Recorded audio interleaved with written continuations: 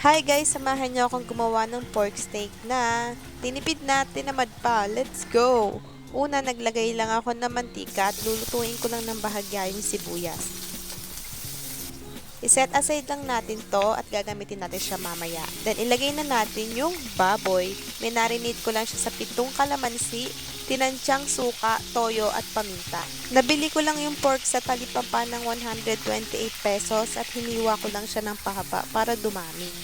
Hintayin lang natin siyang kumulo para lumambot at lumabas yung sarili niyang mantika. At kapag lumabas na yung sarili niyang mantika ng parang ganito, iset aside muna natin yung baboy. Magbawas tayo ng mantika at doon na rin natin ilagay o lutuin yung sibuyas. Yan yung sibuyas kanina at nagtira ako ng konti para may pang garnish. Then ilagay natin yung baboy. Tapos ilagay natin yung pinagmarinatan at magdagdag tayo ng tubig. Haluin lang natin at intayin kumulo.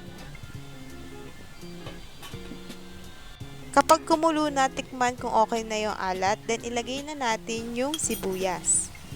Kaya ano pang iniintay mo? Try mo na rin. Kaunta!